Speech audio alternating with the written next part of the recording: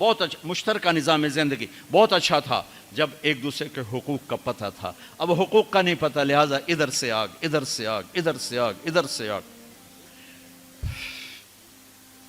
میں سر درد کا مریض ہوں، تھوڑی تھکاوٹ ہو شروع ہو جاتا، فاقہ شروع ہو جاتا، تو میں روزے رکھنے کے لیے مری چلا جاتا ہوں کہ بھئی چلو کوئی ٹھنڈک، روزے کا لمبا ہونا اور ٹھنڈک شاید اس کو کچھ وہ بیلنس کر دیتا ہے، تو میں کچھ 3-4 روزے پھر بھی چھوٹ جاتے ہیں لیکن اکثر پورے ہو جاتے ہیں.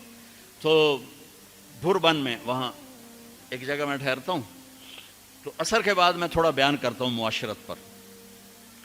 تو پہلی دفعہ جب میں وہاں ٹھہرا تو 8ویں دن امام مسجد کی بیوی آئی ہمارے پاس، میری بیگم کے پاس، کہ جی بیگم صاحب میں نے آپ کا اور مولانا کا شکریہ ادا کرنا ہے کہ آج میری زندگی کا پہلا ہفتہ ہے میرے خامند نے مجھے مارا نہیں. پہلا ہفتہ امام مسجد، امام مصلی پہ کھڑے ہونے والے، کہا پہلا زندگی کا ہفتہ ہے میرے خامند نے مجھے مارا نہیں، ورنہ میری ہر دوسرے دن پٹائی ہوتی تھی.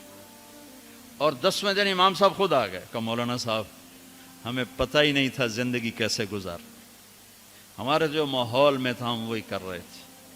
کہ میرے بہنوئی نے میری بہن کی ایک دفعہ ٹانگ توڑی، ایک دفعہ بازو توڑا، اور عالم دین ہے، عالم دین ہے. ہمیں کسی نے یہ بتایا نہیں تھا، ہم نے زندگی میں پہلی دفعہ یہ باتیں آپ کے منہ سے سنی کہ زندگی کیسے گزار. تو فرحان کی زندگی فتوے سے نہیں چلے گی کہ میں مفتی نعیم کا بیٹا ہوں، یہ تو حسن اخلاق سے چلے گی، میٹھے بول سے چلے گی. میرے نبی حضرت عائشہ کو لقمے بنا کے کھلاتے تھے، کوئی اظہار عشق تھا، اللہ کی قسم اظہار تعلیم تھا، تعلیم تھی. سکھایا کہ زندگی گزارنی کیسے. ان کو آٹا گوندھ کے دیتے تھے، چونکہ ابھی شروع میں ان کو آٹا گوندنا نہیں آتا تھا، تو آٹا گوندھ کے دیتے تھے. اور عرب بڑی بڑی بوٹیاں پکاتے تھے، تو حضرت عائشہ بوٹی اٹھا کے ایسے نوچتیں اور پھر رکھ دیتیں. تو اللہ کے نبی بوٹی اٹھا کر جہاں سے حضرت عائشہ نے نوچا ہوتا تھا وہاں سے نوچ نوچ کے دکھا کے کھاتے تھے. میرے رب کی قسم اظہار یہ ہمیں تعلیم دی ہے کہ زندگی کیسے گزاریں. پھر بڑے بڑے پیالے ہوتے تھے پانی پینے کے، چھوٹے گلاس نہیں. چھوٹا گلاس تو بخل کی نشانی، اب تو اور چھوٹے ہو گئے کہ کپ کو گلاس بنا دیا.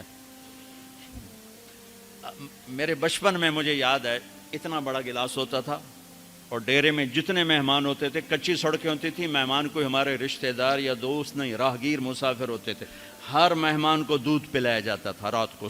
چونکہ جانور زیادہ ہوتے تھے تو ہمارا اکرام زیادہ سے زیادہ یہی ہوتا تھا، تو ہم سارے مہمانوں کو دودھ پلاتے تھے. تو ایک مہمان آیا ہمارے دادے کا زمانے کا، چاچا لال. اب گلاس چھوٹے ہو چکے ہیں، تو وہ جب نوکر نے دودھ پیش کرنے کے لیے نا آگے بڑھا تو اس نے گلاس دے کر کہنے لگا پتر میں نہیں پیندا. سمجھ رہے ہو پنجابی سمجھ رہے ہو نا؟ پتر میں نہیں پیندا. اسے کہا چاچا کیوں نہیں پینا ہے؟ کہ دو تو ود پیواں تے بے غیرت بنا تے دو نال میرا گزارا کوئی نہیں، لے جا.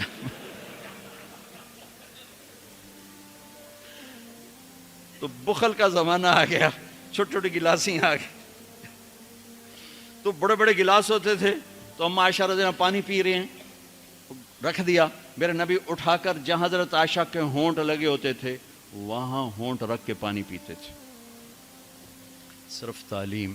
جس ہستی نے اللہ کو آنکھوں سے دیکھ لیا ہو اس کو کسی چیز کی رغبت ہو سکتی ہے؟ جنت بھول جائے گی جب اللہ اپنا دیدار کرائیں گے اور پھر پردہ پوشی فرمائیں گے تو کہیں گے یا اللہ جنت نہیں چاہیے، تو چاہیے، بس تجھے دیکھتے رہیں، بیٹھے رہیں تصور جانا کیے ہوئے از لذت دیدارش، خسرو چتواں گفتن سر دادن و جان دادن نادیدہ رخ یارے.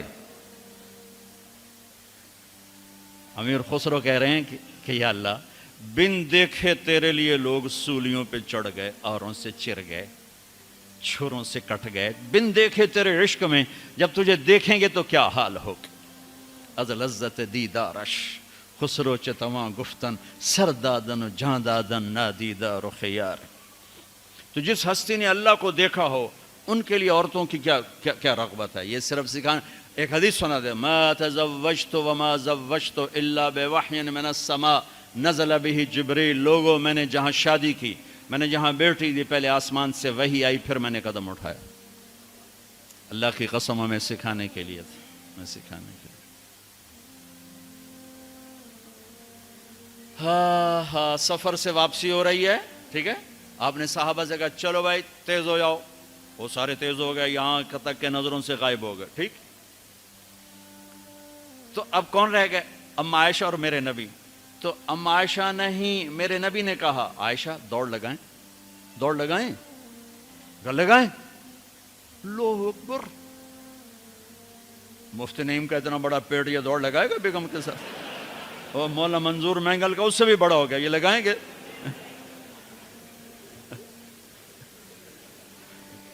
تو عائشہ دوڑ لگائیں، کہا جی لگائیں۔ تو حضرت عائشہ فرماتی میں آگے نکل گئی لیکن نبی پیچھے رہے۔ پھر کچھ عرصہ گزر گیا، کئی سال گزر گئے، پھر ایک سفر سے واپسی ہو رہی، آپ نے کہا ہاں بھائی آگے جاؤ، وہ سارے آگے جا گئے، اجل ہو گئے۔ آپ نے کہا عائشہ دوڑ لگائیں، کہا جی لگائیں۔ تو کہا ان دنوں میں موٹی ہو گئی، تبدنت کا لفظ مجھے یاد ہے، کہ میں موٹی ہو گئی تھی۔ تو جب دوڑ لگائی تو اللہ کے نبی آگے نکل گئے، تو آپ نے کہا عائشہ ہذہ بتلک، اب تو میں برابر ہو گئی۔ اللہ کی قسم زندگی سمجھانے کے لیے تھا۔ جہاد کا سفر سارا صحابہ کا قافلہ ہے، جنگ کا زمانہ ہے، دشمن چاروں طرف ہے، اور ہم اما عائشہ رضی اللہ عنہ اونٹ پہ بیٹھیں اور ہاتھ لگایا تو ہار غائب۔ فرمایا میرا تو ہار کوئی نہیں، میں تو نہیں جاؤں گی، میرا ہار ڈھونڈو۔ تو میرے نبی نے نہیں فرمایا چل بیٹھ، اتنے لوگوں کو تو پریشان کرتی ہے، تجھے پتہ نہیں میں نے سبق پڑھانا تو میرے پیچھے پڑ گئی۔ طلبہ میرا انتظار کر رہے ہیں۔ آپ نے کہا بھائی عائشہ کا ہار ڈھونڈو، سب ڈھونڈنے میں لگ گئے۔ شام ہو گئی، سورج چھپ گیا اور ہار نہیں ملا، اور اس کے بعد تلاش بند ہو گئی، اندھیرے میں کہاں ملے گا؟ اب کیا ہوا؟ پانی رات کو عشاء میں ختم ہو گیا، فجر کی نماز کا وقت داخل ہونے والا ہو گیا، اور پانی کوئی نہیں، تیمم کی آیات نہیں اتری۔ لوگوں نے ابو بکر کو تانے دینے شروع کہ تیری بیٹی کی وجہ سے اب نماز کا کیا بنے گا؟ ابو بکر غصے میں آئے اما عائشہ کے خیمے میں، تو اللہ کے نبی گود میں سر رکھے سو رہے تھے۔ اب آپ تو باپ تھے، تو آ کر اب بول تو سکتے نہیں، اور چہرے سے دوری تیری وجہ سے ہو، اور یہاں پسلی میں ماری انگلی، زور سے انگلی ماری۔ تو کہتے میں ایسے سخت ہو گئی تاکہ میرا بدن حرکت نہ کرے کہ کہیں اللہ کے نبی اٹھ نہ جائیں۔ تو چہرے سے غصے کا اظہار کر کے، اور میرے والد مرحوم جو تھے نا، وہ گالیاں بہت نکالتے تھے، ان کی بخشش کا پنجاب کے ذمہ دار کیا تھے۔ جب میں تبلیغ میں لگ گیا تو اب وہ عادت مجھ سے شرماتے تھے، تو جب میں ہوتا تھا نا تو نوکر کو بلا کر اس کو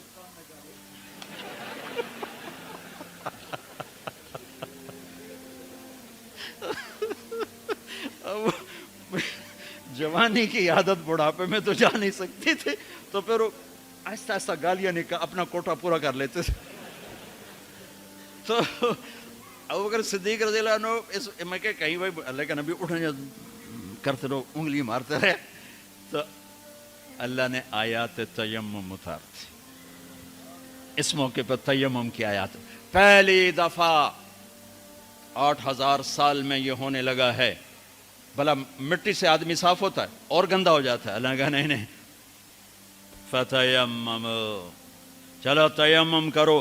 اب سارے صحابہ میں خوشی کی لہر، اور سعد بن عبادہ کہنے لگے اے آل ابو بکر، یہ پہلی تو نعمت نہیں ہے جو تمہارے گھرانے کے طفیل ہمیں ملی ہے، اس سے پہلے بھی بڑی نعمتیں تمہارے گھر کی طفیل ہمیں ملی ہیں۔ اللہ نے تیمم کی آیت اتار دی۔ میرے نبی نے قافلے کو نہیں چلایا، یہاں تک کہ حضرت عائشہ نے کہا اچھا یا رسول اللہ اب چلیں، ہار کو چھوڑیں۔ پھر میرے نبی چلے، اور جب اونٹنی کو اٹھایا تو ہار اس کے نیچے پڑا ہوا تھا، وہ سارا باہر ڈھونڈتے رہے، ہار نیچے چلا گیا تھا گر کر۔ یہ میرے نبی کی زندگی ہے، یہ مینگل صاحب سے کہتا ہوں پڑھائیں، مفتی نعیم سے کہتا ہوں یہ زندگی پڑھائیں، کہ ان کی بیویاں ان کو دعائیں دیں، ان کے ماں باپ ان کو دعا دیں، ان کی اولاد ان کو دعا دے۔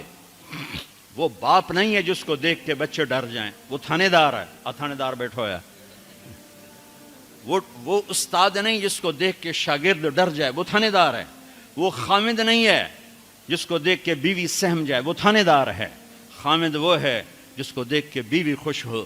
باپ وہ ہے جس کو دیکھ کے اولاد خوش ہو. استاد وہ ہے جس کو دیکھ کے شاگرد خوش ہو. اپنے مصنوعی روب جمانا کہ استاد کی ہیبت ہونی چاہیے. ارے ہیبت، محبت ہونی چاہیے. محبت سے علم منتقل ہوتا ہے، ہیبت سے نہیں ہوتا.